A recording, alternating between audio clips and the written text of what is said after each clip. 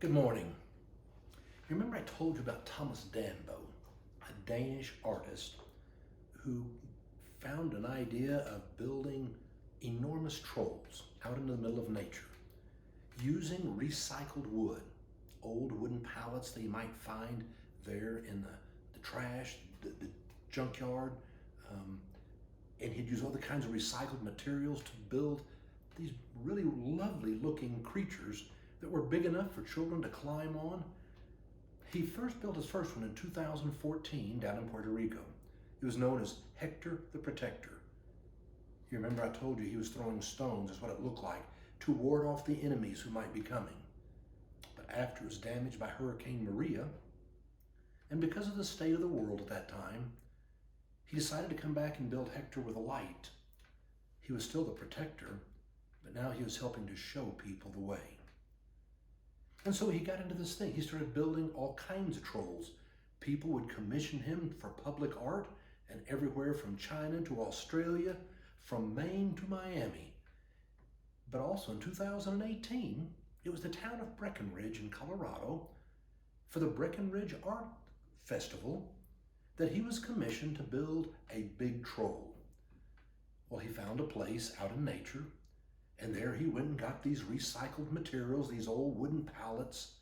People volunteered, and he had some of his own team, and they built this wonderful troll called Isaac Heartstone. You see, he was building this troll when there were some local girls who found a rock in the shape of a heart, and they brought it to Dambo, and he decided to put it inside Isaac so you could see Isaac Heartstone.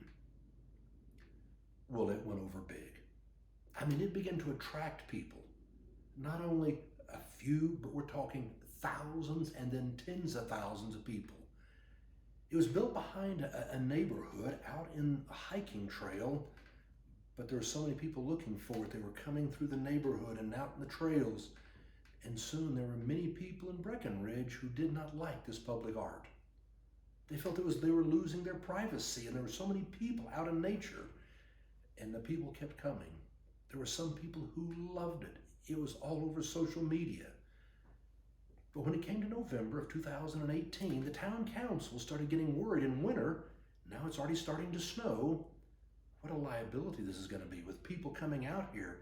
And there's so many thousands of people coming, someone's going to slip and fall, and as a town, we're going to get sued. Well, the town council met, and they made the decision. And so it was in the middle of November at night that they went out with their chainsaws and they took Isaac down. Well, the next day when people realized it, there was an outcry, a fury. What happened to Isaac Heartstone? So the town council now saw it was really tearing the town apart. And so they made the decision to have Isaac rebuilt in a different place, much closer to town, so you didn't have to hike out into nature, which is what Dambo wanted. And they could have a much bigger trail, and they could try to make it a lot safer. And so that's what was done. And Thomas Dambo came back in 2019, in June of 2019, and helped to rebuild Isaac Heartstone.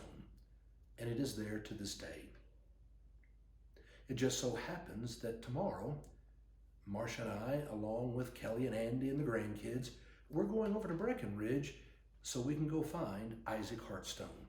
And I'll be getting some film from there, and I'll be using that to share with you on next week. That's incredibly popular. But when Thomas Dambo learned why they were having to move Isaac for fear of liability and somebody slipping and falling on the ice, he shook his head and said, I don't understand. In Denmark, if in wintertime you went out and slipped and fell on ice and then tried to sue somebody, the courts would laugh you out. Nobody can sue somebody for slipping and falling in the snow and ice. We can't here. You see, one thing we don't like to do is take responsibility for our actions.